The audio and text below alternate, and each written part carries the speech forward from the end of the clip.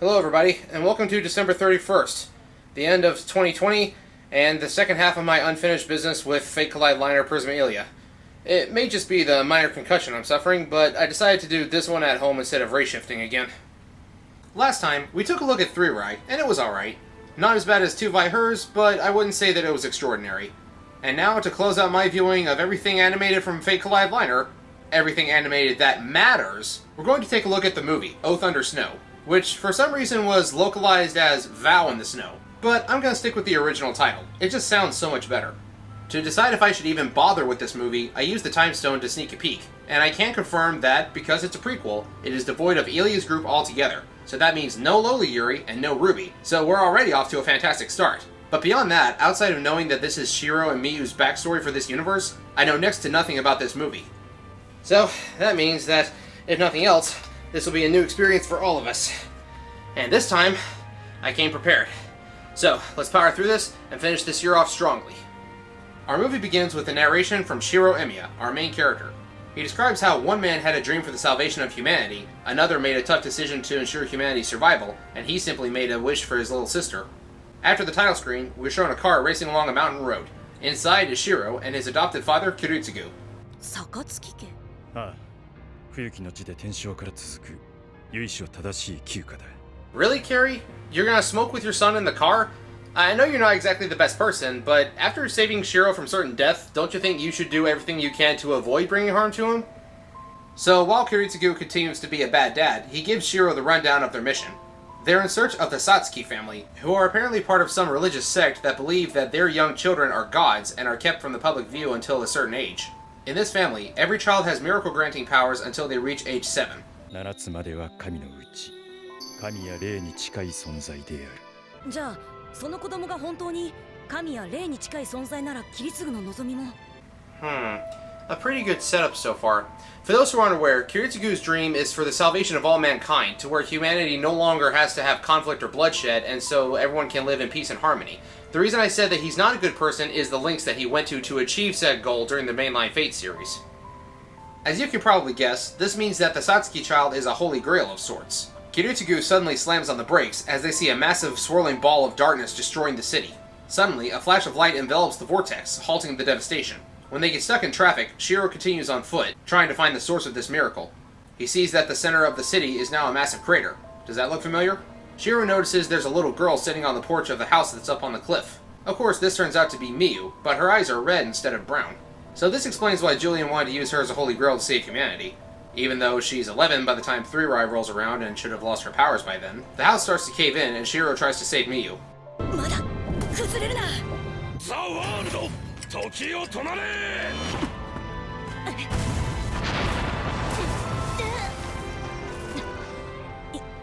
今のはなんだ？この子がやったのか。Shiro and Kiritsugu take Miyu back with them since her family is nowhere to be found. As Kiritsugu reads the Satsuki family memoirs, he discovers that children are kept inside the family home, protected by a barrier. The holy children have the power to grant a person's wish without exception, but the barrier shuts out the thoughts of the rest of the world, so that the powers are not abused, and they are only raised by their mothers until they are 7 years old. The dark vortex destroyed the barrier and allowed the city's population's wish for survival to reach Miyu, and she stopped the cataclysm. 旅は終わりだしろ。この子は僕が使う。そしてこの地で人類を救おう。 They bring Miyu back to the Emiya estate. Shiro tells Miyu his backstory, how Kiritsugu saved him from a disaster years ago, and now he goes around and helps Kiritsugu with his hero work, saving others who are in peril. This is why Shiro calls Kiritsugu a hero of justice and looks up to him so much. That is so precious! I would have loved to have seen that in the mainline Fate series. We don't get to see this outcome because Kiritsugu was forced to retire after the Fourth Holy Grail War and adopting Shiro. I can't believe I'm saying this, but Kaleid Liner actually managed to do something better than the original? While that is sweet and wholesome, Kiritsugu is not without his dark side. While Shiro wants to treat Miyu like a little sister and have a party to celebrate her upcoming 6th birthday, Kiritsugu tells him not to get attached to her, as she's just a means to an end. He's afraid that if they treat her too much like a human, and make her aware of the fact that she's already a certain age, she may lose her ability to grant wishes, and his quest to save humanity will have all been for naught. あれはあくまで全てを救うための手段だ。そうさ、分かってるさ。ミユはただの手段なんだ。That's something we've never gotten to see in the mainline Fate series. We know that Shiro is clinging to the ideals he got from Kiritsugu, the desire to save everybody and to end all suffering, but their methods have always been completely different. Kiritsugu was willing to do whatever it took to save as many people as he could, even if, in his own words, he had to stain his hands with all the evils of the world. While Shiro was blinded by unrealistically optimistic ideals, where he wanted the best outcome for everybody, and these traits are all explored in the 3 main Fate Stay Night routes. However, this is the first time we actually get to see extended interaction between Shiro and Kiritsugu. Shiro knows that for this to work, they should follow his dad's plan, but it clashes with his good-willed nature. Look at his face. He knows that he can't treat Miyu like a human if they want to save the world, and he's heartbroken by it. It just doesn't sit right with him. However, he wouldn't have to worry about that for too much longer. Unfortunately, shortly after that night, Kiritsugu passed away. Of what, we're never exactly told. There was a specific cause in the original series, but we don't know if it's the same here or not. Because it's not super relevant right now, I'm not going to spoil it yet. 5 years pass, bringing us roughly to present day. Shiro is fixing the heater at his high school, hanging out with his class president, Julian. One thing that we didn't see during 3-Rai is that Julian actually wears glasses. And I noticed that he bears a small resemblance to Issei Ryudo from Ilia's World and the original Fate series. So I have a small headcanon that Julian is actually Issei's Miyu-verse counterpart, since they both have a similar design and the same role at the school. However, unlike Issei, Julian is an asshole. He complains about Shiro coming to this specific room to eat lunch, and when Shiro offers to make him a bento box, since he apparently only ever eats protein bars, Julian says that he's sickened by Shiro's incessant kindness. Shiro makes mention that the school, and the city of Fuyuki on the whole, has had a significant decrease in population since the disaster 5 years ago. お前は実際に見たのか？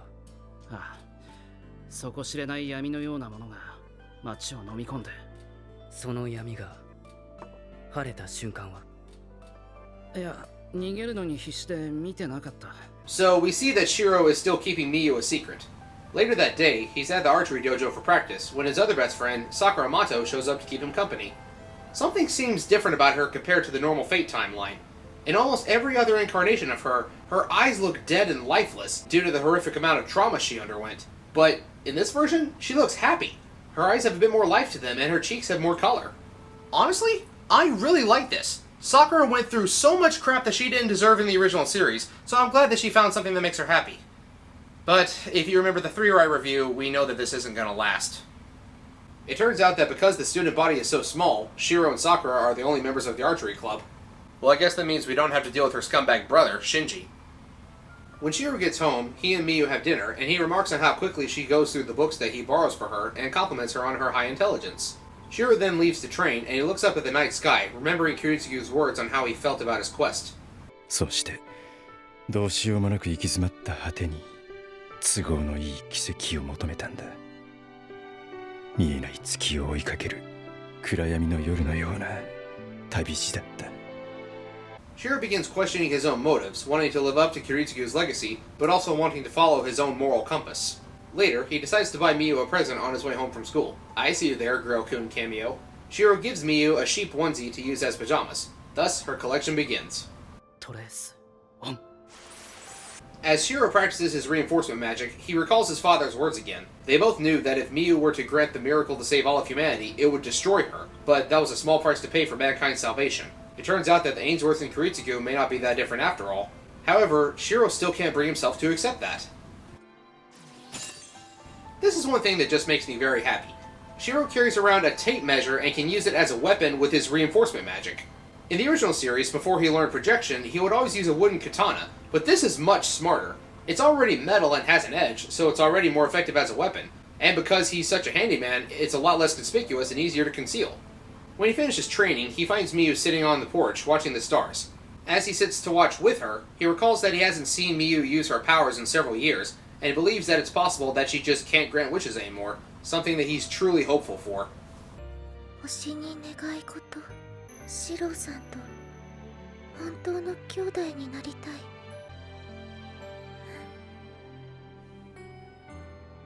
ダメなわけないだろう。 This is one of my favorite scenes in the whole movie. It's just so beautiful. Shiro and Miyu have both lost their entire families, and now, using what little power she has left, Miyu has made it to where Shiro and her are true siblings. It's so precious, I think I'm gonna cry. Shiro decides that it's time to stop keeping Miyu a secret, and starts her education on common mannerisms and rules of society. Miyu requests that once she learns what she needs, that they visit the ocean, and Shiro agrees. He stops by an elementary school, saying that if it hadn't closed, then Miyu could have attended it, and he sees Erika there. Unknown to him, this will have consequences later. Sakura shows up and teases Shiro, accusing him of having a thing for younger girls. それなら私も一応年下ですし妹ですし。さくらって兄弟いたのか。はい、兄が一人。そうか、知らなかった。Well, I guess that means that Shinji Mato does exist in this world. Too bad. Shiro was lucky enough to not know him, though. For those who are unaware, Shinji Mato is the second most despicable character in all of Fate. The first is Ruby. Later at the high school, Julian notices that Shiro is in an even more cheery mood than normal. He explains that he thought it would be nice if the girl he saw at the elementary school could be friends with his little sister. 妹？お前にそんなものがいたのか。ああ。ミユって言ってな。素直で賢いやつなんだ。Julian elaborates to Shiro that the reason he hated his smile so much was that up until now, he could tell that it was never genuine. But now that he's revealed that he has a little sister, his smile actually seems sincere.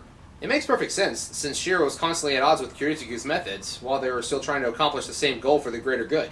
Shiro's conscience is now clear, and he doesn't have to fake the smile anymore. Days go by, and it's finally time for Shiro to take Miyu to the ocean. But first, he decides to take a detour, returning to Miyu's family home and the grave of her parents. Now that they're actually siblings, Shiro decides to come clean, and reveal his and Kiritsugu's intentions in finding the last Satsuki holy child. でもな、ミユ、今俺は。くだらねえ。クソが。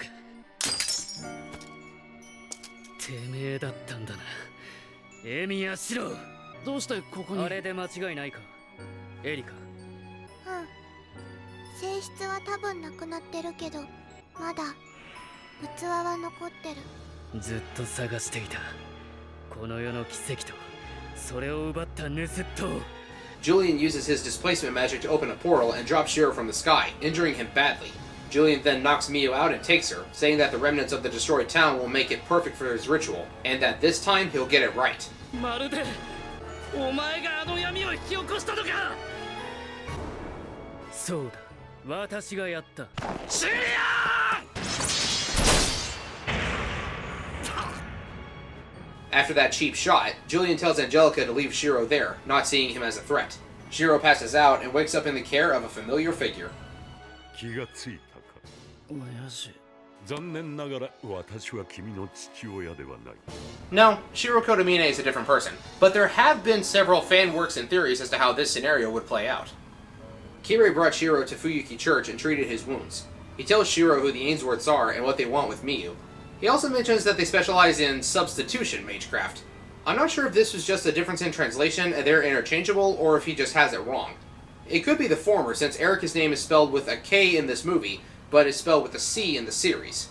Kirei reveals to Shiro that the Ainsworths plan to use Miyu to wish for the prolonged survival of the human race, in any shape or form. それこそが正義ではないのか。正義、親父が目指した。Kotomine reveals that the dark swirling vortex from 5 years ago was a result of the Ainsworth's Holy Grail War, a ritual used to summon the miraculous Wish Granter. The battle saw the end of many of the members of the Ainsworth family, including the previous patriarch, as well as several of their allies and associates. Julian is the sole survivor. Now that they have Miyu, they intend to use her wish-granting powers to call forth the Grail. At Kirei's advice, Shiro returns to the center of the crater, looking for a lead on where Julian went, but to no avail. Some time passes, and Shiro tries again, using black keys that he bought from Kirei. No matter how hard he tries to enter the Ainsworth's distorted space, it doesn't work. One thing to take note of here is how ragged Shiro's face looks. His eyes have that blank and hollow expression and the same bags under them that Kiritsugu's did. Sakura comes over for dinner and then to say goodbye. She reveals to Shiro that she's actually a participant in the upcoming Holy Grail War, since she's a member of a Magus family and she probably won't see Shiro again. She holds the Archer class card, claiming that she was given the heroic spirit Gilgamesh, and wants to give it to Shiro so that he has a chance to rescue Miyu. けどもう一つ許されるなら許してくれるなら魔術のこともみゆちゃんのことも忘れてどこか遠くへ私も全部捨てて一緒にさくら軽いな軽すぎる兄さん So he finally makes his appearance. Shinji, scum of the earth motto. I could go over why Shinji is universally despised by the Fate community, but we don't have enough time to list all of his sins in this one video. He says that he's the only true successor to the Mato family, and that he should be in the Holy Grail War instead of Sakura.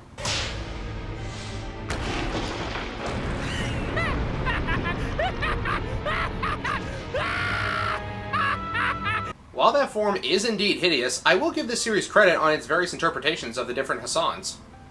As a heroic spirit, Hassan has many forms, each one technically a different servant, and so far Kaleid Liner has shown us 2, maybe 3 different versions. As a corrupted heroic spirit, we got to see 100-faced Hassan. Ilia's install form doesn't directly mirror any particular Hassan that I know of, but it shares the general aesthetic, and here Shinji is with Cursed Arm Hassan. Maybe at some point we could get King Hassan?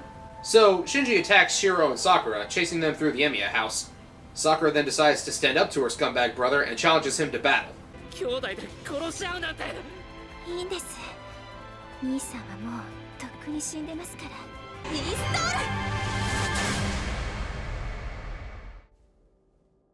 お前が裏切る可能性なんて想定済みなんだよ。お前なんかにどの英霊ともつながっていない正真正銘のクズカードなんだよ。 What? They finally give us an opportunity to see Sakura standing up to Shinji of her own accord, and they pull that? I call shenanigans. しょうがないな。お兄ちゃんがカードの使い方を教えてやるよ。 Wait. No, wait! ザバーニー。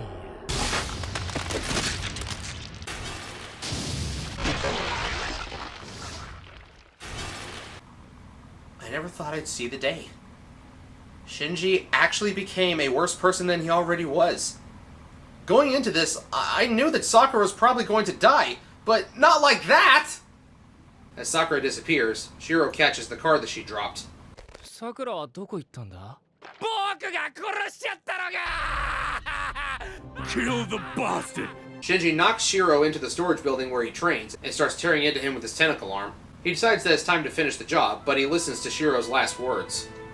妹を殺した気分はどんなだ。射精の100倍気持ちよかったぜ。お前もやってみろよ。 Kill him now! 奇跡はなく希望もなく理想は闇に消えた。それでもまだ俺が残っている。 Like the true faker he is, Shiro installs the fake Archer card, and his form is that of Archer from Fate Stay Night. And from here, the rest of the movie is one big long gauntlet of boss battles. While this one isn't the most hype, this one is definitely the most satisfying, as we get to see Shiro punch Shinji's teeth in and tear him apart with his dual swords, even after Shinji turns into some freaky tentacle monster thing. Fun fact, Monster Shinji actually gets his own subtitle font.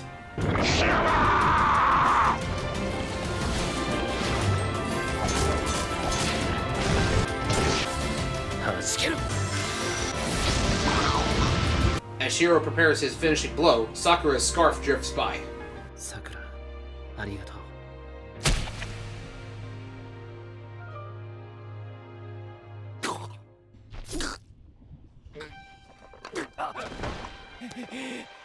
やだ。死にたくない。くそ。くそ。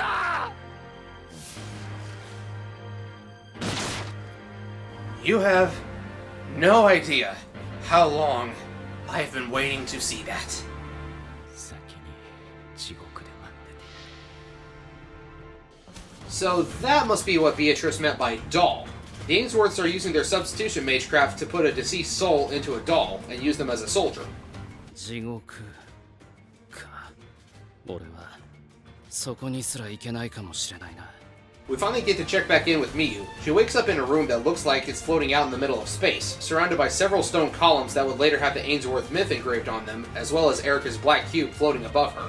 こちらに来るのではなく、背を向けて逃げようとするのかと思っていたよ。逃げてどうなるの？ただの道具でしかないんでしょ。素晴らしい定感だ。それでこそ。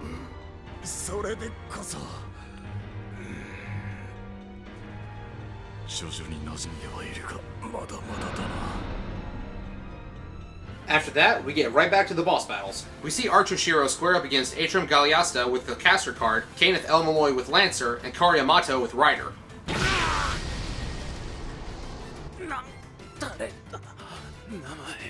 その英霊はエミヤ。英霊エミヤ、これはなるほどなるほど、エミヤ。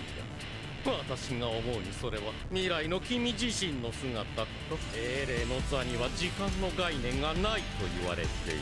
そういうことも起こりうるのだろう。無駄だというの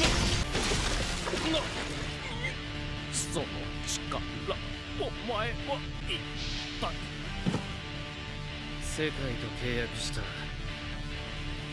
人類の守護者だ。 And his final opponent in this Holy Grail War is King Arthur. What I love about this is that they actually use Arthur from Fate Prototype instead of Artoria. I love Artoria's saber, but Arthur needs a lot more love. Although his sword is still that of the original saber. いい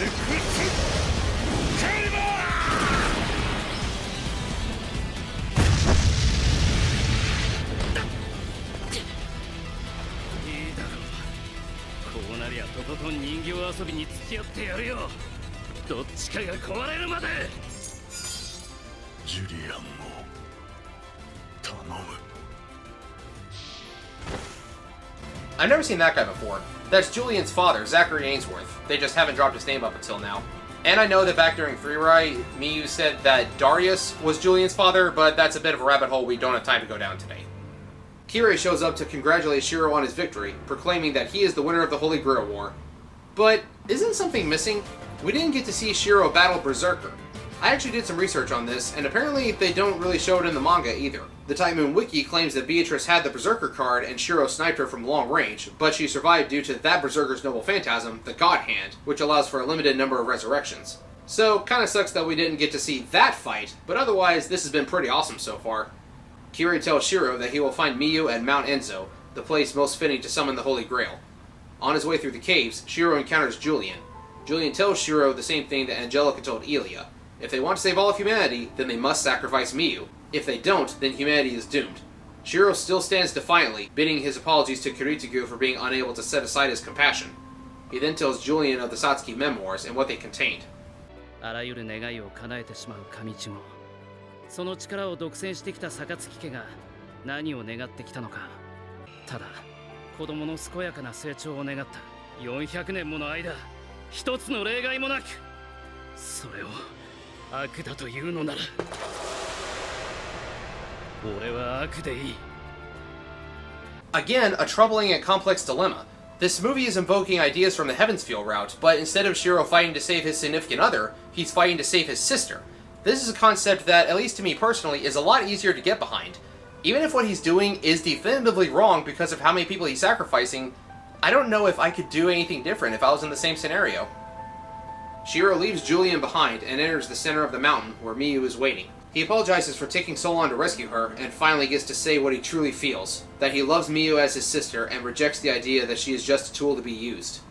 But he realizes that as long as she's here, she'll continue to be hunted. Having gathered 7 class cards, he can officially start the ritual and make his wish.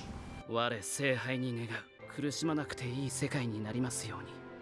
優しい人たちに出会って、笑い合える友達を作って、幸せをつかめますように。 So this is how Miyu ended up in Ilia's world. But as any fan of Fate knows, the Holy Grail is actually corrupted and acts like a monkey's paw. It did indeed send her to another world, but instead of one where she's safe and never has to worry, she got sent to one where she is sexually harassed, molested, treated like a servant, and her talents are exploited for others' personal gain. At least Shiro had good intentions? As the Grail starts to send Miyu to the other side, Angelica arrives to put a stop to things.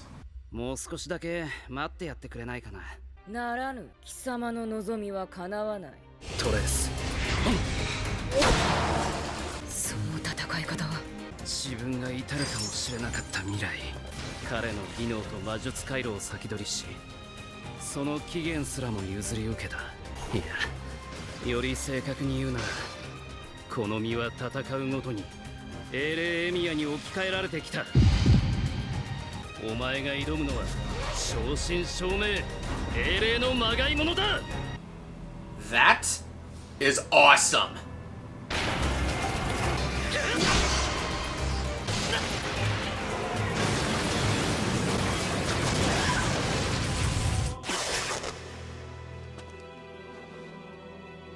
体は剣でできている。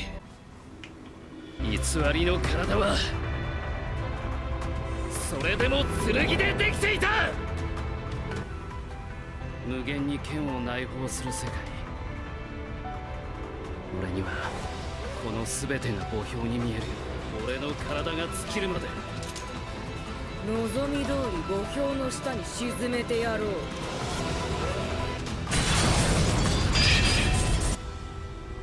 なめるな、エインズワース。来い、イガリマ、シュルシャガナ。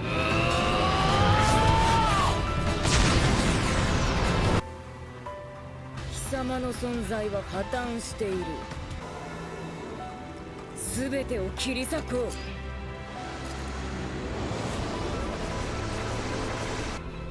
ああ、それに見合う剣なんてこの世界のどこにもない。伝令は俺の全てで変えさせてもらう。エヌマ・エリス。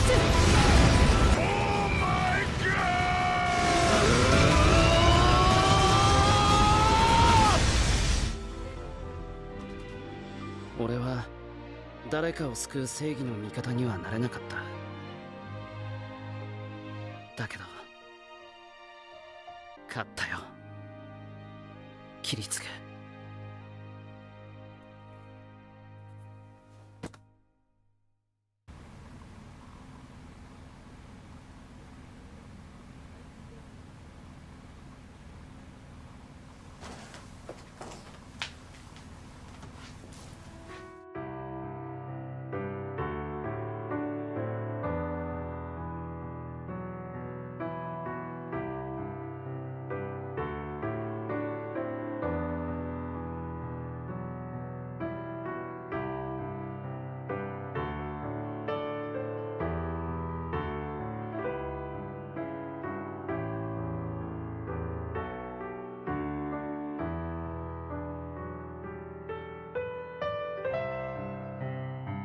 There's not really much else to talk about. After that amazingness, the movie just shows us how Miyu met up with Luvia and the others, and from there, the rest of Fate Kaleid Liner starts. In the end, I'm left with more questions than answers. What is Julian's goal in crafting his myth? How did Gilgamesh have his card in 2 by hers if Angelica had the card in her possession up until then? What is Erica's true purpose? Just who or what is Tanaka? But my biggest question is, why? Why did it take them this long to give us something this good? If they had the potential to write something like this, why didn't they start with it? Why give us so much absolute garbage before showing us the best they have to offer? I'm not talking about showing us Shiro's part of the story. I'm talking about writing an engaging story that stays focused from start to finish and doesn't waste your time at all or make you feel like you need to repent for your sins after watching. I almost missed out on this because of how atrocious Season 3 was. This movie was spectacular. The fight scenes were fun to watch, the storytelling was easy to follow even if you just picked this up as a standalone work, and the moon in the sky, reflecting the hero's journey and miracles being granted, was a beautiful piece of imagery. Was this movie worth the wait, though? I'm gonna say no. We shouldn't have to waste so much time on poorly written characters and content that gets the FBI on your back before being given this new and fascinating take on Fate. But one thing that I simultaneously love and hate about this movie is that you don't have to watch the rest of the series. The story is self-contained enough that if you wanted to, you could simply have the movie and completely ignore the rest, which means that I actually didn't need to put myself through all that soul-crushing. Cards on the table, Oath Under Snow was what made me return to Kaleid Liner. I got the opportunity to watch the movie before I watched 3 Right, and it stands alone as a shining gem. This movie is a recycle bin in a pile of trash. It takes what was good out of Kaleid Liner and utilizes it to its fullest extent, without bogging it down with poor writing and infuriating characters. Was it flawless? No. Was it the best thing Type Moon's ever produced? Absolutely not. But comparing it as a standalone to something like Fate Zero or Heaven's Feel, I'll take Ufotable's works any day. But, given what it came from, I can say that every fan of Fate owes it to themselves to check out Oath Under Snow. But when you get to the end, just pretend that Shiro dies from his wounds and his world falls apart as Miyu goes on to her new life. That's the happiest ending we can get because that means we don't have to deal with the rest of the series. I do know that there is an anime movie sequel to 3 Right that's in the works, and I might take a look at it when it comes out. But, now that we've seen the worst that Fate has to offer, I think it's time that I show you the best. As the year of disaster, year of our Lord 2020 comes to a close, all things return to zero with the dawn of a new day. And starting next year, so shall we.